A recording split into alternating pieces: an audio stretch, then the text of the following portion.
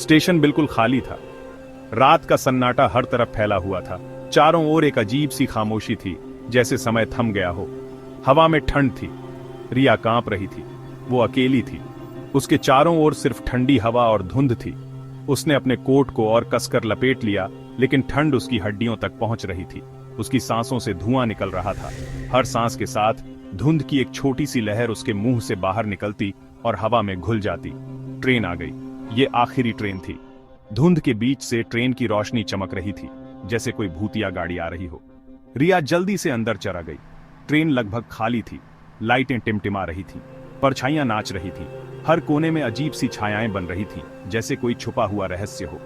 रिया की रीढ़ की हड्डी में सिहरन दौड़ गई। कुछ तो गड़बड़ थी। उसे ऐसा महसूस हो रहा था जैसे कोई उसे देख रहा हो, लेकिन ट्रेन में कोई नहीं था। रिया ने खिड़की के पास एक सीट ढूंढ ली। ट्रेन आगे बढ़ी। खिड़की से बाहर देखते हुए उसे सिर्फ अंधेरा और धुंध दिखाई दे रही थी। वो अंधेरे में गायब हो गई। ट्रेन जैसे किसी अनजाने गंतव्य की ओर बढ़ रही थी, जहां कोई नहीं जानता था कि आगे क्या होगा। शहर की बत्तियां गायब हो गईं। जैसे ही ट्रेन शहर से दूर होती गई, रोशनी भी धीरे धीरे गायब होती गई। रिया को बेचैनी होने लगी। उसे ऐसा लग रहा था जैसे कुछ भयानक होने वाला है। उसकी धड़कनें तेज हो गईं। ट्रेन अजीब तरह से शांत थी। इतनी शांति कि रिया को अपनी ही सांसों की आवाज सुनाई दे रही थी। यात्रियों की आम बातचीत गायब थी। कोई भी कुछ नहीं बोल रहा था, जैसे सबने चुप्पी साध ली हो। केवल पटरियों पर पहियों की आवाज ही सुनाई दे रही थी।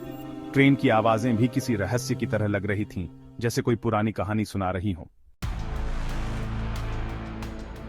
समय धुंधला गया। ट्रेन की खिड़की से बाहर देखते हुए रिया ने महसूस किया कि वह एक अजीब और अनजान दुनिया में प्रवेश कर रही थी। ट्रेन भागती रही। रिया को नींद आ गई।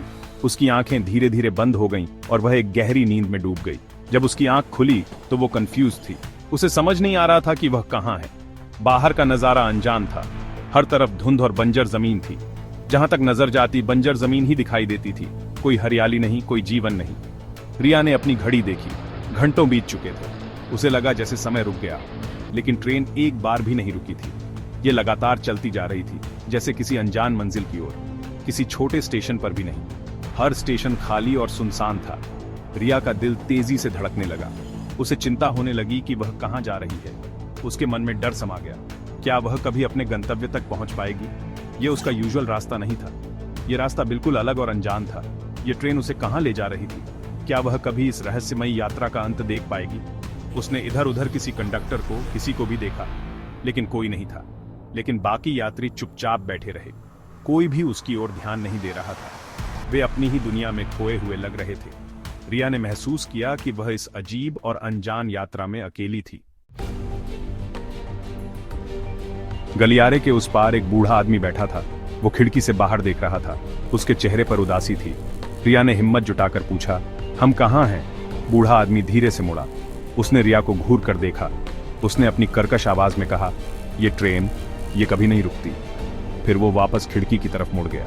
उसके शब्द हवा में गूंजते रहे। रिया को सिहरन हुई। इससे पहले कि वो कुछ और पूछ पाती, बूढ़ा आदमी गायब हो गया। एक पल वो वहां था, अगले ही पल गायब। रिया डर गई। रिया के अंदर घबराहट बढ़ने लगी। वो भागकर अगले डिब्बे में गई और फिर अगले में। ट्रेन कभी न खत्म होने वाली लग रही थी। बाकी यात्री बेसुध बैठे रहे। उनकी खामोशी डरावनी थी। रिया को एक अजीब सा डर सता रहा था। वो फंस चुकी थी। तभी उसकी नजर उस पर पड़ी। एक सीट के कोने में एक पुरानी न्यूज़पेपर की कटिंग पड़ी थी। हेडलाइन थी, रहस्यमयी ट्रेन सभी यात्रियों समेत गायब। रिया का खून सूख गया। उसे इस ट्रेन को रोकने का कोई रास्ता खोजना ही था। रिया ने बाकी यात्रियों से बात करने की कोशिश की। पास ही एक जवान जोड़ा बैठा था। उनके चेहरे पीले और थके हुए थे। एक बिजनेसमैन खाली नजरों से आगे देख रहा था। उसका ब्रीफकेस उसकी गोद में रखा था, लेकिन किसी ने कोई जवाब नहीं दिया।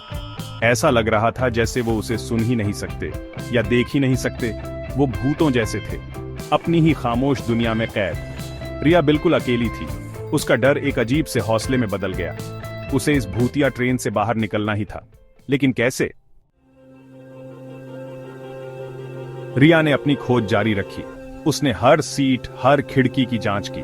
फिर एक ढीले पैनल के पीछे उसे एक छोटा सा छुपा हुआ डिब्बा मिला। अंदर एक चमड़े की जिल्द वाली किताब थी। रिया के हाथ कांप रहे थे जैसे ही उसने उसे खोला। वो एक लॉग बुक थी। प्रविष्टियां अलग अलग हाथों अलग अलग स्याही से लिखी गई थीं। हर एक में एक जैसी कहानी थी, एक ऐसी ट्रेन में फंसे हुए यात्री जो कभी नहीं रुकती। हर गुजरते दिन के साथ उनकी उम्मीदें कम होती जा रही थीं। रिया ने बढ़ते हुए डर के साथ महसूस किया कि ये कहानियां नहीं थीं, ये मदद की गुहार थीं। रिया ने लॉग बुक जल्दी जल्दी पहराई। इस ट्रेन को रोकने का कोई तो रास्ता होना चाहिए। तभी उसकी नजर एक प्रविष्टि पर पड़ी। इसमें ड्राइवर्स कैबिन में छिपे एक इमरजेंसी रिसेट लीवर का जिक्र था। नई उम्मीद के साथ रिया ड्राइवर्स कैबिन को ढूंढने निकल पड़ी। ट्रेन आगे बढ़ती रही बिना रुके, लेकिन रिया ने हार नहीं मानी। आखिरकार उसे कैबिन मिल ही गया।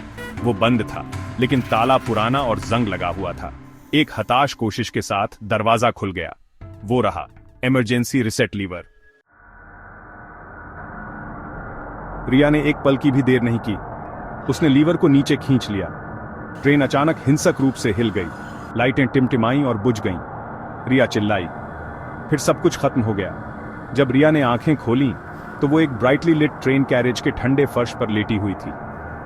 लोग उसके आसपास बातें कर रहे थे और हंस रहे थे। ट्रेन धीमी हो रही थी। वो एक जाने पहचाने स्टेशन पर आकर रुक रही थी। क्या ये सब एक सपना था, एक बुरा सपना? रिया ट्रेन से उतरी। उसके पैर कांप रहे थे। उसने ताजी हवा में सांस ली। रिया घर पहुंची। उसकी आंखों में थकान और चेहरे पर चिंता की लकीरें साफ दिखाई दे रही थीं। वो उस ट्रेन जर्नी को भूल जाना चाहती थी, लेकिन वो यादें उसके दिमाग में बार बार घूम रही थीं, जैसे कोई पुरानी फिल्म। लेकिन उसे अंदर ही अंदर पता था कि वो कोई सपना नहीं था। वो सब कुछ असली था और वो इसे नकार नहीं सकती थी। वो लॉग बुक, वो यात्री और वो अजीब सी घटनाएं, सब कुछ उसकी आंखों के सामने घूम रहा था। उस बूढ़े आदमी की चेतावनी, ये सब सच था। उसकी आवाज अब भी उसके कानों में गूंज रही थी। सावधान रहना, ये यात्रा तुम्हारी जिंदगी बदल देगी। जैसे ही उसने अपना कोट उतारा, उसकी जेब से कुछ गिर गया। वो एक फोटोग्राफ थी। उसकी जेब से कुछ गिर गया। वो एक फोटोग्राफ थी। रिया ने उसे उठाया और ध्यान से देखा।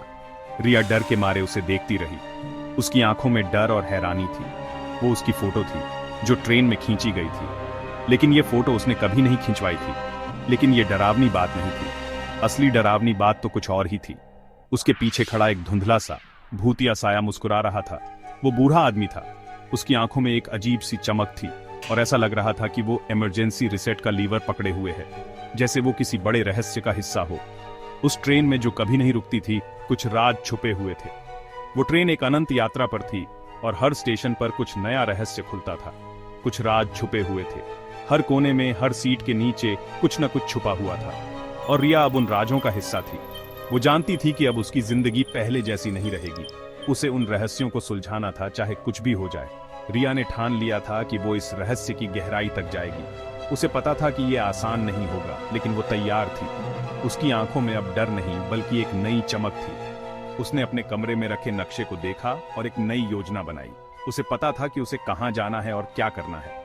उसने अपना बैग पैक किया और तैयार हो गई। अब वो उस ट्रेन की यात्रा पर फिर से जाने के लिए तैयार थी, लेकिन इस बार वो अकेली नहीं थी। उसके साथ थे उसके सवाल, उसकी जिज्ञासा और उसकी हिम्मत। रिया ने अपने घर का दरवाजा बंद किया और एक नई यात्रा की शुरुआत की। उसे पता था कि ये यात्रा उसकी जिंदगी बदल देगी, लेकिन वो तैयार थी। अब वो उस ट्रेन के रहस्यों को सुलझाने के लिए निकल पड़ी थी।